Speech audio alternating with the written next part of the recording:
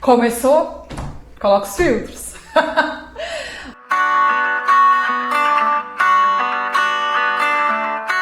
Olá, povo! Tudo bem? Como é que vocês estão? Sou a professora Sara Rezende, professora de História, e hoje eu estou aqui para falar do quê? Olha só, das nossas Olimpíadas. Olimpíada é uma época muito boa, né, gente? Sim!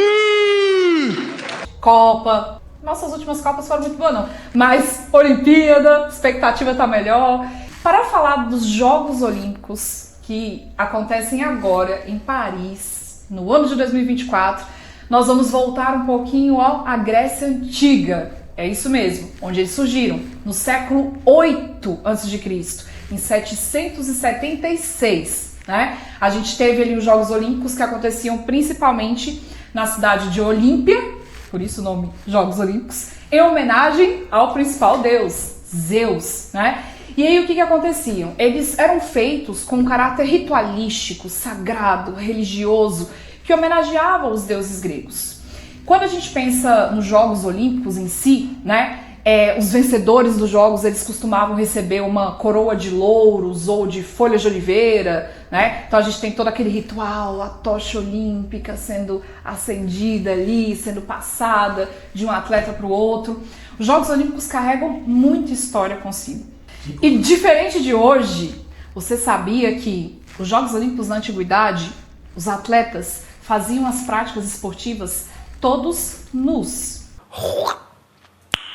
Nice. E na antiguidade, apenas homens poderiam participar dos Jogos Olímpicos. As mulheres estavam excluídas muitas vezes até de assistirem aos Jogos. Porém, olha o que acontecia. Existia um jogo que era executado exclusivamente por mulheres. Eram os Jogos Heranos, em homenagem à deusa Hera, esposa de Zeus. Então, nós mulheres, sempre mostrando o nosso potencial. Cabe lembrar que na antiguidade, quem nós chamávamos de povos gregos? Não havia uma unidade política, um país com fronteiras bem definidas, bem delimitadas, como nós temos hoje. Eles eram chamados de gregos aqueles que conviviam num lugar próximo, que tinham uma mesma língua, uma mesma cultura, uma mesma religião. Por isso, muitas vezes, os Jogos Olímpicos eles eram utilizados como uma forma de união das polis, das cidades-estados, que tinham um governo e uma política, né, administrativamente independente entre elas. Os Jogos Olímpicos eles tinham um caráter religioso e eles eram tão importantes que em época de guerra entre as polis, entre as cidades-estados, a guerra parava, havia uma trégua para que os Jogos Olímpicos pudessem acontecer. Mas não se enganem, os Jogos Olímpicos eles não acontecem de 4 em 4 anos desde a Antiguidade. Em 380, finalzinho ali do Império Romano, o imperador Teodósio, já convertido ao cristianismo, ele torna o cristianismo a religião oficial do império. Pouco tempo depois, em 392, os cultos aos deuses pagãos são proibidos, e tendo em vista que os Jogos Olímpicos eram uma homenagem aos deuses gregos, que não faziam parte da cultura cristã, eles vão ser proibidos também. E pasmem, eles ficam proibidos ali e ficam sem acontecer por mais de 1500 anos. Até que um francês, um historiador chamado Pierre de Coubertin, mais conhecido como Barão de Coubertin, resolve resgatar o espírito olímpico, a vontade ali de usar uma coroa de louros.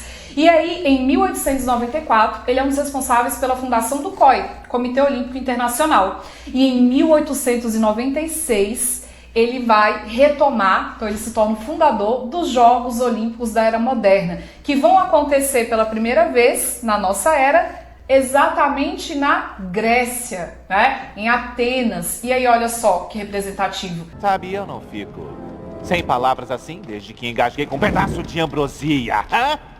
Né? O berço dos Jogos Olímpicos retoma os Jogos Olímpicos. E, historicamente, a Grécia, ao longo do século XIX, tinha ficado independente do Império Turco-Otomano. Quê? Turco-Otomano. Tá bom. Então era uma forma de retomar ali a ideia da cultura grega, da antiguidade, dos Jogos Olímpicos. Então em 1894 é criado o comitê, em 1896, mais de 1500 anos depois, os Jogos Olímpicos reaparecem. A partir de então, o lema dos Jogos Olímpicos passou a ser Citius, Altius, Fortius. Expecto patrono! Né? O mais rápido, o mais alto, o mais forte. E em 1913, o Barão de Coubertin também criou a bandeira olímpica. Você já viu aquela bandeira em volta por anéis que se conectam, cada uma de uma cor? Elas representam os continentes, né? Então nós temos a azul representando a Europa, a amarela representando a Ásia, a preta representando a África, a Oceania, né, está sendo representada pela verde e a América está sendo representada pela cor vermelha. A ideia de retomar os Jogos Olímpicos também traz uma ideia de retomar ali a paz entre as nações, a conexão entre os povos, a celebração esportiva, né, a partir de uma competição individual entre os povos, mas que fosse coletiva, que fosse saudável. Bonito, né? Porém, a primeira Olimpíada da Era Moderna, né, em 1896, não contou com a participação das mulheres. Elas só foram aparecer, felizmente, no ano de 1900. E você sabe aonde? Olha só, na França. Exatamente o local em que os Jogos Olímpicos acontecem esse ano. É a terceira edição de Jogos Olímpicos que ocorrem na França. O primeiro foi, né, a segunda edição após o início na Era Moderna, em 1900. Depois, em 1924, olha só, um século atrás, e agora 2024. E olha só, a França mais uma vez está fazendo história, porque em 1900 foi o primeiro, né, jogo ali que contou com a participação das mulheres. 22 mulheres puderam participar das Olimpíadas. E em 1924, a participação ainda era tímida, mais de 2.000 homens, 135 mulheres. E por que eu falo que a França está fazendo história mais uma vez? É a primeira vez na história dos Jogos Olímpicos que nós temos uma igualdade de participação dos gêneros. Nós temos a mesma quantidade de vagas para os homens e para as mulheres. É a primeira vez na história que isso acontece. Então, é muito representativo ter sido a França o primeiro, né, as primeiras Olimpíadas em que as mulheres puderam participar. E mais uma vez, passado mais de um século, voltamos à Olimpíada na França com uma igualdade de participação entre homens e mulheres. São 5.250 homens, 5.250 mulheres que estão participando dos Jogos Olímpicos em Paris em 2024. Decisão histórica, né, que foi anunciada ali na semana do Dia Internacional das Mulheres em 2024. Demorou um século para acontecer, né, mulheres? Mas nós conseguimos. E na Era Moderna, apenas 3 edições dos Jogos Olímpicos não aconteceram. Em 1916, 1940, 1944. E aí, se lembra do que estava acontecendo no mundo nessa época? Exatamente. Primeira e Segunda Guerra Mundial. Diferente do que acontecia na Grécia, as guerras mundiais não possibilitaram nenhuma trégua para a ocorrência dos Jogos Olímpicos. Um outro fato inédito em relação às Olimpíadas foi o adiamento delas. Em função da pandemia de Covid-19, né, os jogos que deveriam ter acontecido em Tóquio em 2020 ocorreram apenas no ano de 2021. Além das Olimpíadas, nós também temos as Paralimpíadas, que começaram ali a se esboçar a partir de 1948. Ela acontecia com soldados feridos, né, principalmente com lesão na medula, que tinham sido feridos no decorrer da Segunda Guerra Mundial. E os jogos começaram a acontecer como uma forma de reabilitação para os soldados feridos que retornaram da guerra. E a primeira edição oficial das Paralimpíadas ocorreram em Roma, em 1960.